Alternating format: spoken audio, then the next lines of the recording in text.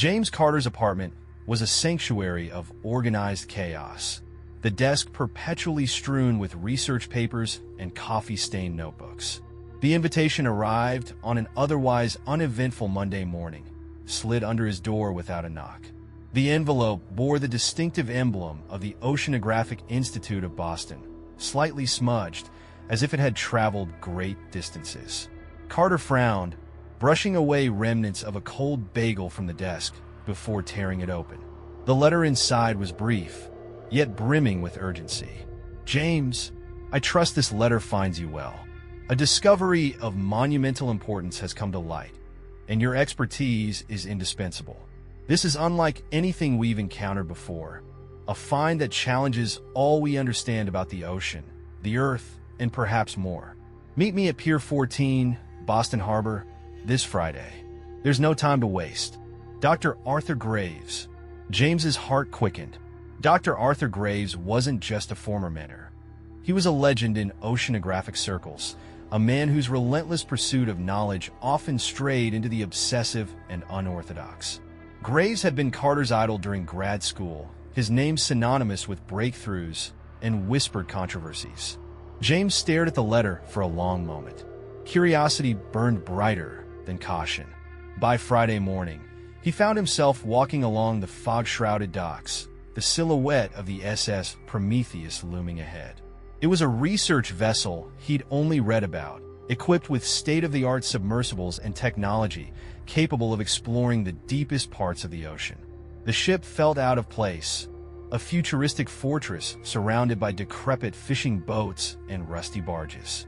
Graves greeted him at the gangway, his face lined with sleeplessness and something darker, an expression James couldn't place.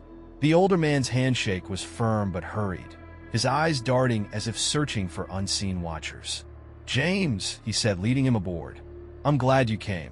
There's much to discuss, and not nearly enough time."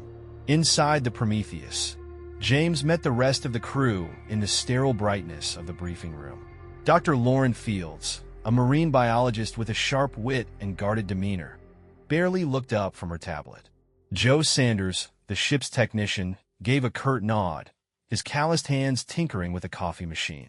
Lastly, there was Nick Weaver, the submersible pilot, whose easy grin belied a coiled tension in his posture. As introductions concluded, Graves wasted no time plunging into the details. "What we found," he began, pulling up sonar images on a large screen, "lies at the bottom of the Challenger Deep, the deepest part of the Mariana Trench. A structure." The word hung in the air, heavy and improbable. Lauren broke the silence. "A structure? You mean geological?" Graves shook his head. "No. Symmetrical. Precise. It's no natural formation." He paused, his voice lowering. "And it's emitting a signal." James leaned forward. "A signal? What kind of signal?" Graves tapped the screen, and the room filled with an eerie hum, low and oscillating. It was faint but undeniable, a sound that made James's chest tighten and the hair on his neck stand on end. It wasn't just a noise. It felt alive. "It's been transmitting intermittently," Graves continued. "We don't know its origin, but it's ancient, older than the sediment around it, older than the trench itself." The room fell silent. James exchanged a glance with Lauren, whose skepticism was now tinged with unease. Graves straightened, his tone turning commanding. "We leave for the site tonight. Prepare yourselves." As night fell, the Prometheus slipped out of the harbor and into the open sea, its lights cutting through the encroaching fog. James stood on the deck, watching the waves churn beneath a moonless sky. He couldn't shake the feeling that they were being watched, though there was nothing but endless water in every direction. The Prometheus sliced through the vast expanse of the Pacific Ocean, its destination marked only by coordinates. James spent much of the journey staring out at the endless horizon, where the sky bled into water. Despite the apparent emptiness, a weight pressed on him, something unseen, lurking just beyond perception. Graves was tireless, flitting between sonar readouts and geological maps, muttering phrases like non-Euclidean geometry and pre-Anthropocene anomalies. When James finally cornered him in the galley, The older man was poring over a set of grainy sonar images. "Graves," James began cautiously. "What exactly are we looking for?" Graves didn't look up. "Truth, Carter. A truth older than anything in the fossil record. Older than mankind itself." James leaned over the images. Amid the blurry contours of the seafloor was something sharp and defined, a shape too symmetrical to be natural. The lines formed what looked like enormous doors, etched with symbols that defied interpretation. Graves finally met James's gaze. "We'll be the first to see it up close. But mark my words, this discovery won't just rewrite the textbooks. It will rewrite history." The ship reached the designated coordinates 3 days later. A palpable tension gripped the crew as the sonar confirmed what Graves had been hunting for. 7 miles below them, resting on the ocean floor, lay the structure, a monumental set of doors tilted at an unnatural angle, half buried in sediment. "It's bigger than I imagined," Graves murmured as they examined the enhanced sonar scans. "And it's active." "Active?" Lauren asked, her voice tight. Graves pointed to the monitor. The signal they'd recorded earlier was now louder and more rhythmic, like a heartbeat. "It's not just emitting sound," he said. "It's responding to something." "What could it possibly be responding to?" James asked, but Graves offered no answer. Preparations for the descent began immediately. The Nereus, a state-of-the-art submersible, was loaded with high-definition cameras, manipulators, and acoustic sensors. Nick Weaver, the sub's pilot, performed a final check of the systems, his usual humor absent. 7 miles down, he said, strapping himself into the pilot's seat. "Pressure like that can crush steel like paper. Let's hope this thing holds." James and Lauren joined him in the cramped cabin. Graves watched from the deck, his face a mask of grim determination. "Remember," Graves said over the intercom as the submersible began its descent, "this isn't just exploration. This is revelation." The descent into the Mariana Trench was a journey into absolute darkness. The Nereus's lights carved narrow beams through the void, illuminating nothing but drifting particles. Hours passed in near silence, save for the hum of the subsystems and the occasional crackle of the intercom. As they neared the trench floor, the sonar picked up the structure. The first glimpse through the external cameras was breathtaking. 2 colossal doors, their surfaces carved with intricate patterns that seemed to shift under the light. The doors pulsed faintly, a dim glow radiating from the symbols etched into them. James felt his breath catch. This isn't possible." Lauren stared in stunned silence. "It looks alive." Nick maneuvered the submersible closer. The manipulators extended, brushing against the surface of the doors. The glow intensified, and a low vibration reverberated through the cabin. Guys?" Nick said, his voice tight. "I think we woke it up." The sound began as a whisper, faint and fragmented, like static from a distant radio. Then it grew louder, forming disjointed syllables in a language none of them could understand. James felt a cold sweat break out across his back as the whispers filled the cabin, wrapping around his thoughts. "Do you hear that?" Lauren whispered, clutching the console. "It's speaking." Before anyone could respond, the ground beneath the structure trembled. The doors began to shift, grinding against the seafloor as they slowly, impossibly, started to open. As the doors parted, a torrent of black water poured out, darker than the surrounding ocean, as if it absorbed light itself. The whispers crescendoed into a deafening roar, a symphony of voices that seemed to bypass their ears and burrow directly into their minds. From the depths beyond the doors, something began to emerge. It was not a shape, but the suggestion of one, an ever-shifting mass that defied comprehension. James's mind struggled to process it, his vision fracturing into incomprehensible fragments. The entity was vast, existing in dimensions he could neither see nor name. Its presence was suffocating, a weight that crushed the soul more than the body. Lauren screamed, her hands flying to her head. "It's in my mind! It's in my head!" Nick's breathing grew ragged as he struggled with the controls. "We need to get out of here," he yelled, but the sub refused to move. The whispers receded, replaced by a single, resonant voice. It spoke no words, yet James understood its meaning with terrifying clarity. "You are not welcome, yet you have opened the way." The cabin shuddered violently. Lights flickered, systems failed, and for a moment, James thought the pressure would crush them. Then, as suddenly as it began, the chaos stopped. The doors slammed shut, and the black water receded. The Nereus drifted in eerie silence. The whispers were gone, but their echoes lingered, etched into James's mind like scars. When the submersible returned to the surface, the crew of the Prometheus pulled them aboard in stunned silence. Graves was waiting, his expression unreadable. "What happened down there?" he demanded. James stepped out of the sub, his legs shaking. He met Graves' gaze, his voice barely a whisper. "We opened something we shouldn't have." The crew of the Prometheus gathered in the sterile confines of the briefing room, their faces pale and drawn. James slumped into a chair, his mind replaying the events of the dive. The entity, the whispers, the way reality itself had seemed to unravel. He couldn't shake the feeling that they had crossed a threshold meant to remain sealed. Dr. Graves paced at the head of the room, his expression grim but resolute. "What you encountered," he began, his voice heavy with suppressed excitement, "was not merely an artifact of ancient Earth. It is something far older, a remnant of forces that predate human comprehension." Lauren, still clutching a mug of untouched coffee, glared at him. "You knew," she said, her voice trembling. "You knew there was something alive down there." "I suspected," Graves admitted, unflinching. "The signal, the structure, it all pointed to the presence of an intelligence. What I didn't anticipate was the sheer magnitude of it." Nick, his hands trembling as he lit a cigarette, exhaled a shaky laugh. "Magnitude? That thing wasn't just big. It was wrong.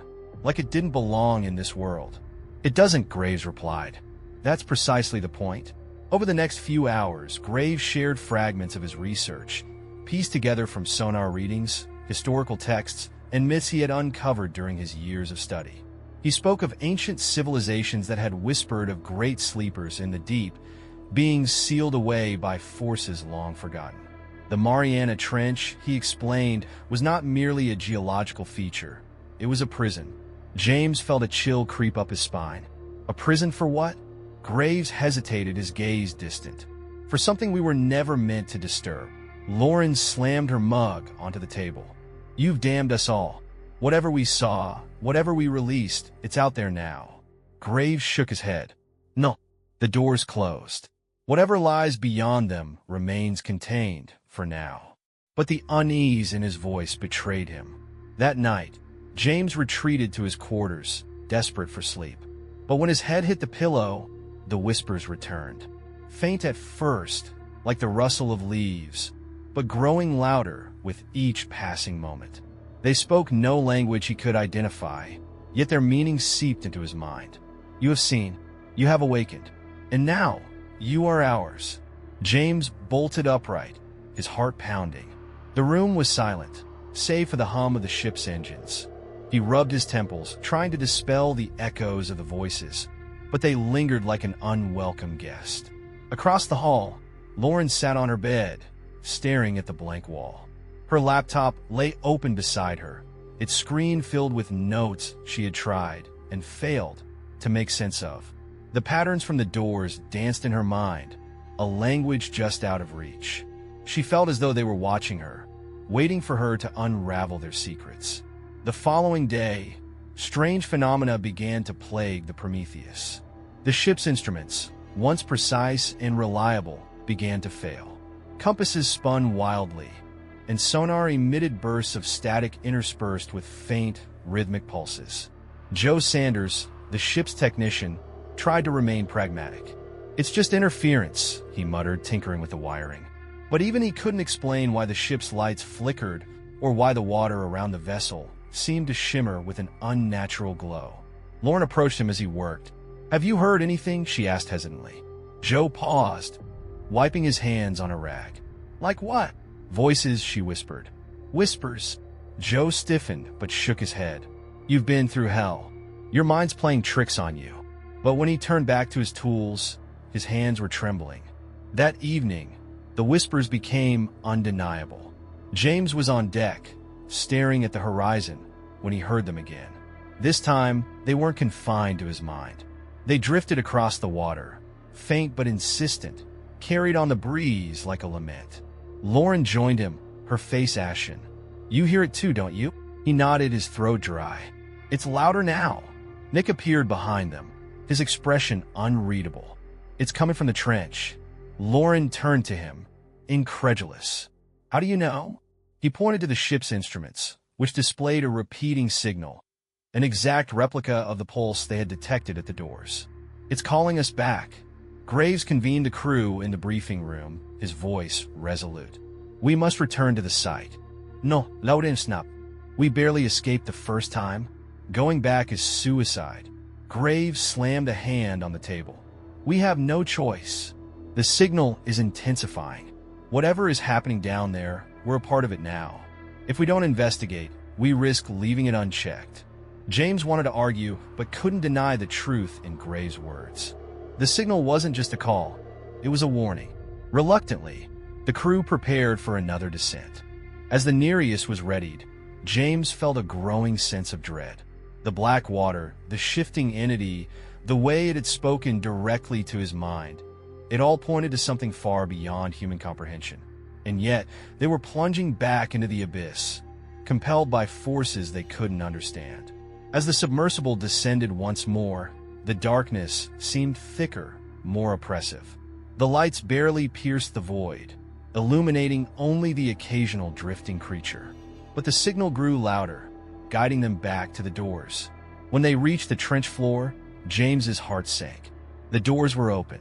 From the chasm beyond, a torrent of black water flowed freely, twisting and coiling as though alive.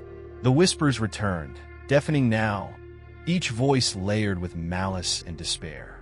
Lauren gasped, clutching James's arm. "It's here!" And then they saw it, a figure emerging from the depths. Its form was impossible, a shape that refused to stay still, shifting and bending in ways that defied physics. It radiated a presence so overwhelming that James felt his mind begin to fracture. The entity paused, its shifting head tilting as if observing them. The whispers ceased, replaced by a single, resonant voice. "You should not have come."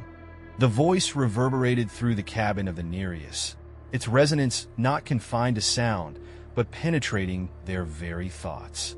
James clutched the armrest of his seat, his chest heaving as the whispers grew louder.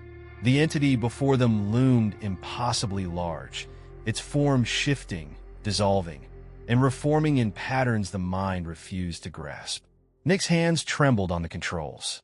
"We need to get out of here," he shouted, yanking the joystick with enough force to strain the sub's hydraulics. The Nereus lurched but didn't rise. The cabin filled with the hum of the system straining against an unseen force. "It's holding us here," Lauren said, her voice hollow. She stared through the viewport, her face pale, her hands clutching the console. "It doesn't want us to leave." The whispers crescendoed, coalescing into a single, resonant voice. "You have opened the way." The cabin shuddered violently as the lights flickered. Shadows shifted in impossible directions, the space itself seeming to warp. James felt the air grow thick, oppressive, as though the entity's presence extended into every molecule around them. He squinted into the black water, flowing freely from the half-open doors. It writhed like a living thing, tendrils of darkness snaking toward the submersible. "Do something!" Nick screamed, his voice cracking. Lauren frantically typed into the controls. "The symbols," she said, her voice rising with panic. "They're shifting, reacting to us. It's like it's communicating." James tried to focus on the shifting patterns glowing faintly on the entity's surface. The glyphs resembled those on the doors, but now they pulsed in an intricate sequence, like a language trying to be heard. He felt his thoughts slipping, fragments of memories not his own intruding into his mind. He saw glimpses of ruined cities, collapsing stars, oceans turning black. Suddenly, the entity extended an appendage, if it could be called that. It shimmered and twisted, a limb composed of liquid shadow. It reached for the submersible, and as it made contact, James's vision fractured. James found himself elsewhere.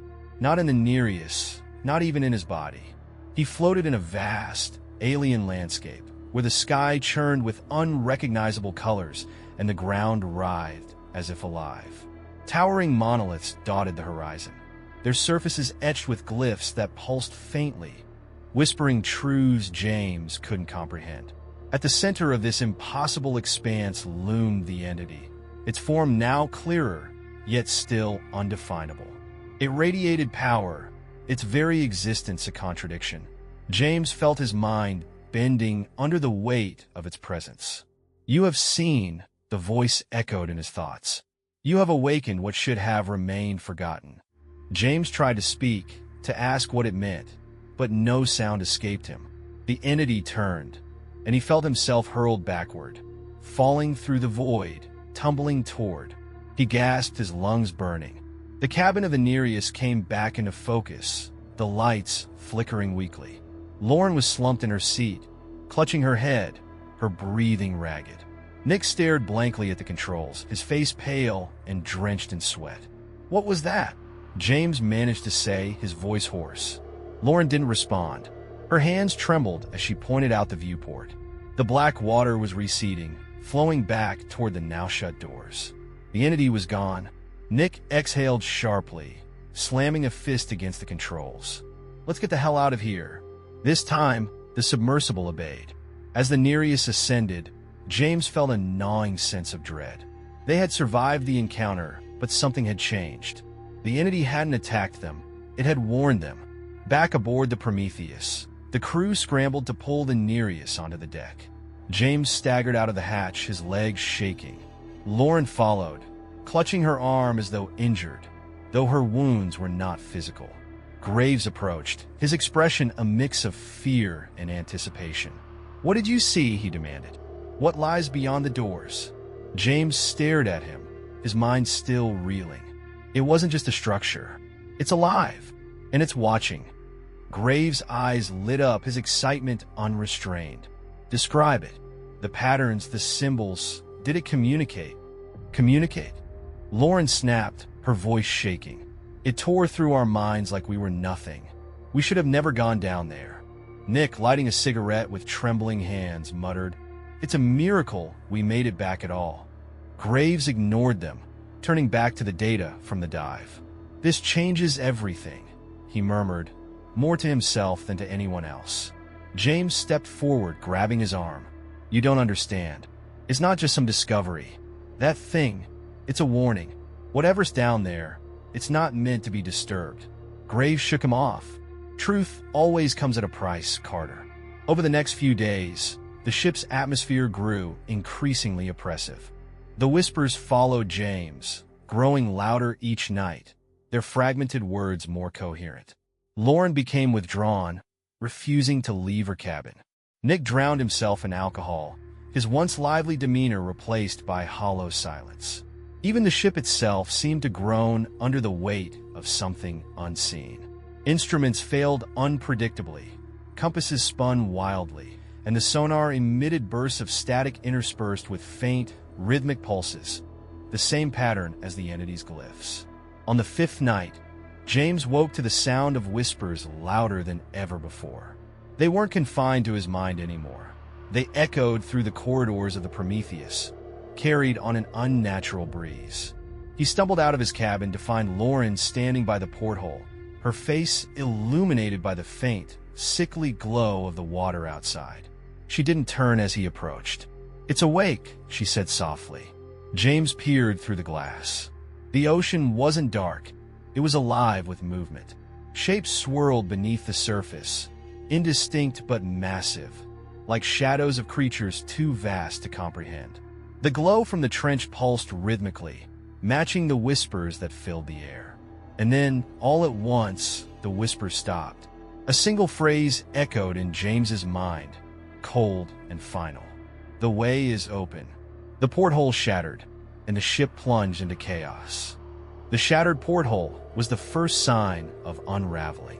Water didn't rush in as James had expected. Instead, the air around the breach rippled, bending light in unnatural ways. Lauren stumbled back, clutching her head. "They're here," she whispered, her voice trembling. "They're already here." James grabbed her arm, pulling her away from the broken glass. "We need to warn the others." The hallway outside their cabin was empty, the dim lights flickering with an irregular hum. The ship groaned, a sound that seemed to come from the metal itself, as if the Prometheus were straining under some invisible weight. As they moved toward the control room, James felt it, the oppressive presence from the trench. It was no longer confined to the abyss. It was with them, seeping into the very walls of the ship. The control room was a scene of chaos. Dr. Graves stood at the central console, shouting commands to Joe Sanders, who frantically attempted to stabilize the ship's failing systems. Nick Weaver was slumped in a corner, his hands pressed to his temples as he rocked back and forth. "We've lost navigation," Joe yelled. "Compasses are dead, radars fried. Hell, even the damn lights won't hold." Graves waved him off. "We don't need instruments. Just keep the engines running." James burst into the room, Lauren close behind. "We have to leave the trench," he said, his voice firm despite the fear clawing at his chest. "Now!" Graves spun to face him, his expression incredulous. "Leave? Do you have any idea what's at stake? We've come too far to turn back now." "You don't understand," James shot back. "Whatever was behind those doors, it's not just a discovery. It's here, on this ship." Graves' eyes narrowed. "Don't be ridiculous. The entity is contained. The doors are shut." Lauren stepped forward, her face pale. "The whispers aren't contained, Graves. We've all heard them. And whatever's outside the ship, it's not just watching. It's waiting." The whispers returned, louder than before, filling the control room with their haunting cacophony. Joe staggered back, clutching his ears. "Make it stop," he cried. Nick let out a guttural scream, rising to his feet. "We're all going to die," he shouted, lunging for the emergency release lever. James moved to stop him, but it was too late. Nick pulled the lever, and alarms blared as the ship's emergency dive systems activated. The Prometheus began to descend. Graves grabbed Nick, slamming him against the wall. "You fool! You'll take us right back to the trench." Nick's eyes were wild, unfocused. "It doesn't matter. We can't escape it. It's already in our minds." James pulled Graves off him, his own fear boiling into anger. "We need to shut this down before it's too late." But the ship continued to descend, the whispers growing deafening. The hull of the Prometheus groaned under the pressure as it neared the trench floor. The lights dimmed further, casting long, shifting shadows that seemed to move of their own accord. The water outside the ship glowed faintly, pulsating in rhythm with the whispers. James found himself staring at the monitors, unable to look away as the trench came into view. The doors were visible now, their surface dark and foreboding. Black water seeped from the edges, curling and coiling as if alive. And then the doors began to open. "No," Lauren whispered, her voice breaking. "It's too late." The black water surged forward, enveloping the ship. The whispers ceased, replaced by a deafening silence. James felt his body grow cold, his breath shallow. The silence was worse than the noise. It carried an unbearable weight, a sense of finality. And then the voice returned. "You have brought the way to us." The walls of the control room rippled as reality seemed to warp around them. James felt himself being pulled, his vision fracturing into shards of incomprehensible images. He saw the trench collapsing, cities crumbling into the sea, and stars dimming in the night sky. Lauren screamed, clutching her head. "It's inside us! It's rewriting us!" Graves stood still, his face a mask of awe and terror. "This is it," he muttered. "The truth of existence."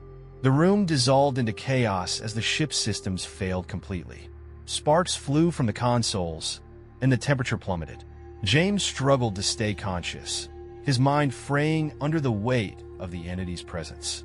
And then everything went dark. James woke to silence. The control room was gone. He stood in a vast, endless expanse, the ground beneath him smooth and featureless. The sky above churned with impossible colors, shifting and swirling in ways that made his stomach churn. Ahead of him loomed the entity, its form clearer now, yet no less incomprehensible. It towered over him, radiating a presence that made his knees buckle. "You cannot comprehend," it said, the voice reverberating through the void. "Your kind was never meant to see." James struggled to speak, his words catching in his throat. "Why us? Why now?" The entity's form shifted, and James felt its attention focus on him. "The way was sealed, but your curiosity has undone what time itself sought to bury." Images flooded James's mind, civilizations rising and falling, their hubris leading them to the same end. The entity was not a destroyer. It was a remnant, a fragment of something far older, waiting to reclaim what had been lost. "What happens now?" James whispered. The entity didn't answer. Instead, it raised a limb, and James felt himself being pulled backward, the void collapsing around him. He woke on the deck of the Prometheus, gasping for air. The ship was intact, floating on calm waters. Lauren knelt beside him, her face streaked with tears. "You're alive," she said, her voice trembling. James sat up, his head pounding. "What would happen?" Lauren shook her head. "The trench is gone. The door's the entity. It's all gone." James stared at the horizon, the weight of the entity's words heavy in his mind. They hadn't escaped. Not really. The whispers had stopped, but the silence left behind was worse. It wasn't over. In the weeks that followed, James tried to return to normal life, but the memories haunted him. He avoided the ocean, unable to bear the thought of its vast, unknowable depths. One night, he woke to a familiar sound, a faint whisper growing louder. He stared out his window at the dark horizon, his heart sinking. The entity's final words echoed in his mind. "The way is open, and we will come." Thank you for watching. Please subscribe to the channel, and I'd love to hear your comments.